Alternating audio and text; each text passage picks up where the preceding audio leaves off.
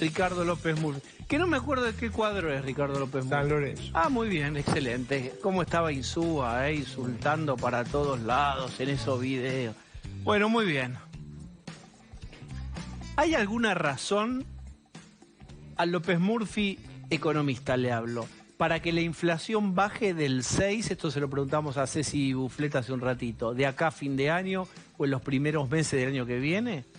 ¿O el 6-7 vino para quedarse un tiempo? Yo creo que en general estas cosas tienen mucha inercia, o sea, hay una calecita de precio relativo que te corrige tarifa, corrige tipo de cambio, corrige salario, usted está metido en ese baile a menos que ponga un freno, y eso requiere arreglar el presupuesto y arreglar el Banco Central, y eso no está en el, digamos, no está en la ensalada que han preparado.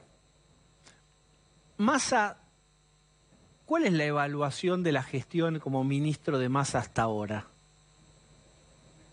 Yo diría que lo que él le dio al gobierno es la idea que alguien se ocupa. No importa si bien o mal, sino que hay alguien a cargo. El resto está en un puño de él, o sea, si a él le va mal, el gobierno está listo. Entonces, un poco la sensación que él ha sabido transmitir es que él está a cargo y que los tiene en un puño a Cristina, a Alberto, al resto del justicialismo. ¿Alcanza con eso? No, no alcanza. No alcanza, y además a mí me divierte porque todo este argumento que es ortodoxo, ¿qué quiere decir eso? ¿Qué quiere decir el yuyo lo venden a 200? No, ¿cómo es? La gente vende a 200, la soja, el gobierno compra a 200, vende lo que compra a 200 a 140, hace unas pérdidas al Banco Central inmensas, tiene colocado 8 trillones de deuda, paga tasa de interés del 100%. ¿Pero alguien se da cuenta de dónde estamos? ¿Cuál es el riesgo, por si no nos diéramos cuenta? ¿Cuál es el riesgo de estas tasas tan altas? No, bueno, es que las tasas... muy criticado. Las tasas se deben a la inflación, no es que las tasas son las que... Las tasas son una derivación de la enorme inflación. La inflación es la derivación del plan platita, del descalabro presupuestario que produjo Guzmán en el segundo semestre del año pasado debido a que Cristina lo presionaba para que soltara más el presupuesto, y ese descalabro que se dijo cuando ocurrió, no ahora, iba a terminar en un desastre, y terminó en un desastre. Y el riesgo es que la confianza, que hasta ahora no, en eso Massa tuvo cierta habilidad, él logró dos cosas. Una, renovar la deuda interna. Si no lo hubiera podido renovar, que fue el problema de principio de junio, cuando la cosa... una gran pelota de peso para... Y la que hay ahora, es una pelota inmensa, es una pelota, debemos estar cerca de los 12 trillones, o sea, es una pelota espectacular que gira todo el tiempo. ¿Y cómo se pincha y se desinfla esa pelota? Aprovechemos la imagen. ¿Cómo se hace con eso? Yo diría tres requisitos. Usted tiene que ir a un orden monetario donde independiza al Banco Central. Segundo, tiene que balancear o poner en superávit las cuentas fiscales. Yo eso lo veo inevitable. Tiene que construir un superávit externo. Por ejemplo, a mí me parece que el tipo de cambio que tenemos no es realista. Es decir, no es consistente con los dólares que necesita la economía argentina para funcionar. Entonces, todos los días corremos una arruga. Es decir, como si hubiéramos puesto una bola de billar abajo del mantel y tocamos acá, parece como un loco que va dando vuelta. A mí me parece que necesitamos un programa integral de estabilización y de crecimiento. ¿Lo están armando Juntos por el Cambio? No, ¿Lo está armando? Eso sí. Sí, yo estoy convencido que lo estamos. Por supuesto que hay debates sobre las características que ese programa tiene que tener. Debates menores, yo diría, pero hay debates. Debates mayores están en otros temas como la gobernabilidad, que son más complejos. ¿Qué economista de Juntos por el Cambio a usted le gustan? No, yo me llevo bien con todos. Me parece que todos son profesionales. Pero que le gustaría ver ahí. A ver, todos son profesionales muy calificados. Mi preocupación no está ahí.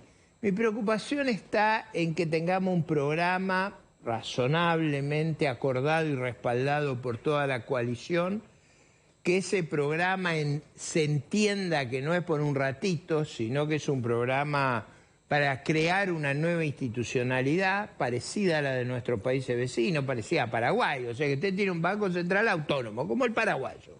Digo, en otra época yo le hubiera dicho el Bundesbank, pero digamos, como el paraguayo. Entonces, que usted no puede hacer cualquier cosa. Y que el Tesoro no puede hacer cualquier cosa. Y tiene que lograr una cosa compleja, que reconozco es muy compleja, que la confianza suficiente para que esa deuda interna sea manejable. Ricardo, hipótesis, gana Juntos por el Cambio y empieza a tomar medidas. Arrolladoramente. Arrolladoramente. No, bueno, porque eso no es menor. ¿En cuánto tiempo? No es menor eso, o sea, arrolladoramente, yo creo que el gobierno está intentando hacer cosas para afectar el marco electoral. Por ejemplo, en la ofensiva contra las PASO, que lo hacen en las provincias. Eliminar las PASO es volver a la rosca, es volver a un régimen muy anacrónico, al voto carambola, voto uno y sale otro. ¿El gobierno amenaza con suspender las PASO o las puede, o tiene el número, por ejemplo, en diputados y descontaríamos en el Senado, para derogar las PASO? Si fuera así, sería una tragedia. Sería una tragedia. No es imposible de resolver porque... Para Juntos por el Cambio. Bueno, sería una tragedia para la sociedad, para la ciudadanía. ¿Por qué? Porque eso vuelve al sistema político a la rosca.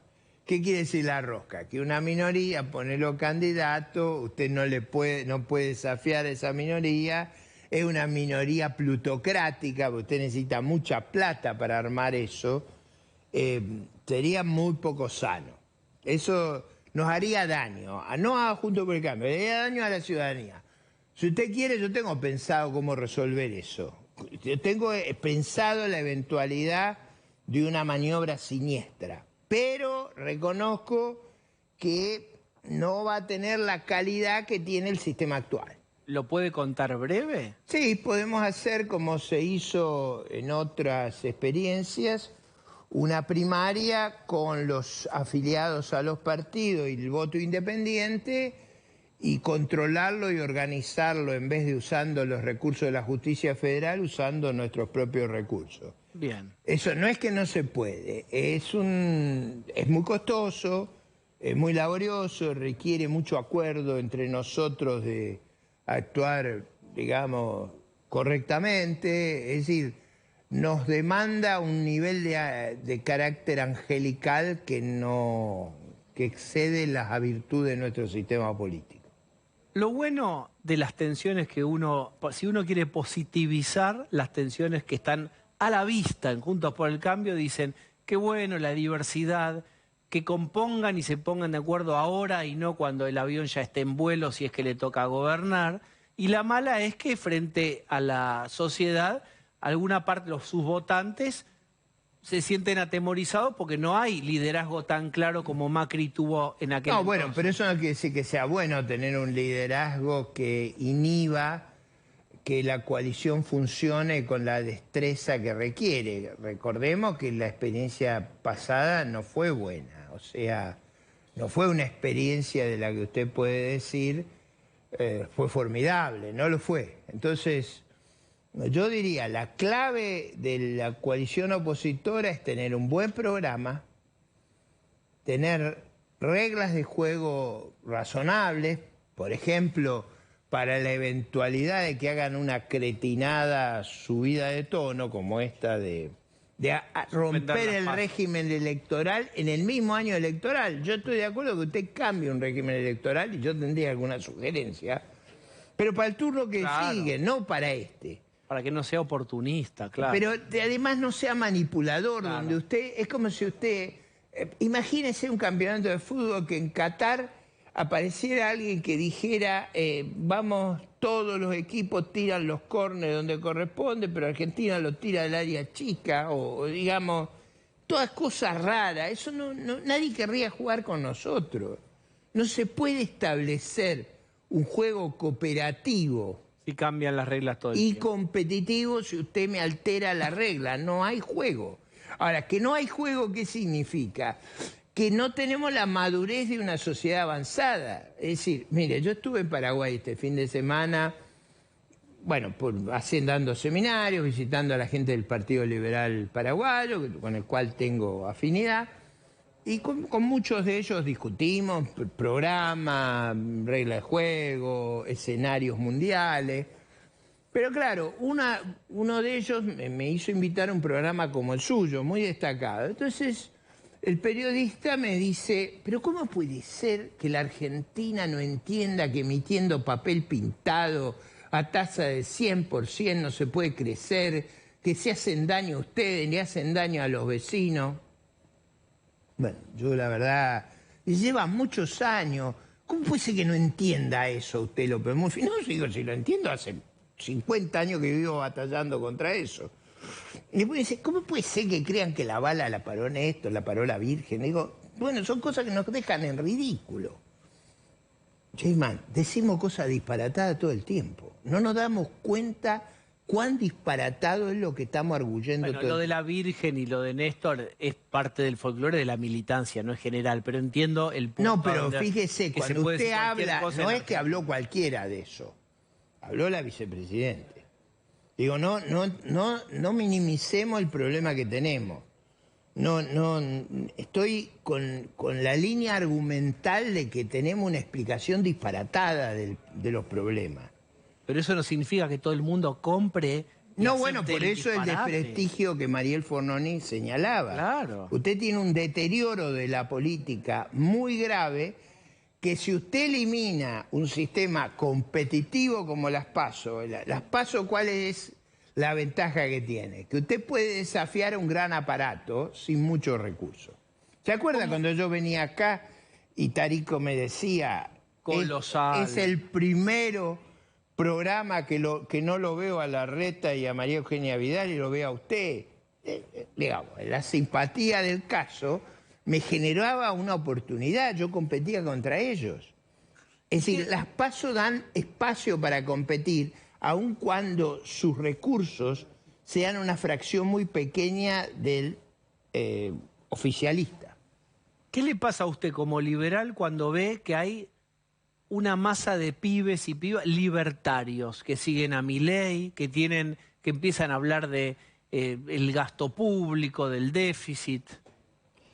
A ver, las Y ideas Fornoni dijo, A ver. Milei tiene una intención de votar No, muy pero alta en provincia de los veamos una pibes cosa. y de los adultos menos, mucho Las menos. ideas de la libertad y el programa de la libertad están en la Constitución. Nuestra figura dominante intelectualmente, eso es Juan Bautista Alberdi. Verdi, sí. De esa Constitución se derivan principios que hicieron a Argentina muy exitosa. Entre el último tercio del siglo XIX y la Segunda Guerra Mundial, Argentina pasó de ser un país bárbaro y atrasado a ser uno de los países más avanzados del mundo. Abandonamos, digo, no solo el peronismo, el sistema político abandonó el orden organizativo de la libertad después de la Segunda Guerra Mundial. Y nos fue muy mal. Usted podrá decir, se agudizó después del 75, fue un orden inflacionario. Yo creo de verdad que volver a las ideas de la libertad es muy positivo. Los países exitosos del mundo responden a un orden liberal, en lo político, en lo cultural y en lo económico. Hablando de eso, del Estado como regulador, podría ser que aparezca una especie de dólar Qatar o de dólar tarjeta o turista diferente, por supuesto más caro. Dólar Malbec, dólar... No, pero esto es para dólar desincentivar porcino. el turismo para que, como dijo en aquel momento Batakis, los dólares son para la producción.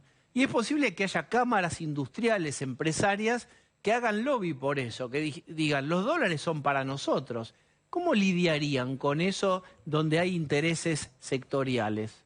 Pero ¿por qué no un dólar único como tiene Uruguay, Paraguay, Brasil, Chile, Porque Perú? sería devaluar. Y el La gobierno Unión no quiere Europea, devaluar. Australia, Canadá. ¿Por qué no tenemos que...? Mire, yo conozco un solo país que tiene un régimen como este. Lo dije el otro día en el Congreso de la Nación. Que es Cuba tiene un régimen parecido. Devaluó 2000%. Ahora tiene que devaluar 600% más. Le va tan mal a Cuba que este año vamos a tener casi 200.000 balseros. Los balseros son los que se suben a... 200.000 Sí, frágiles balsas que se juegan la vida. que se juegan la vida en un mar proceloso de tiburones.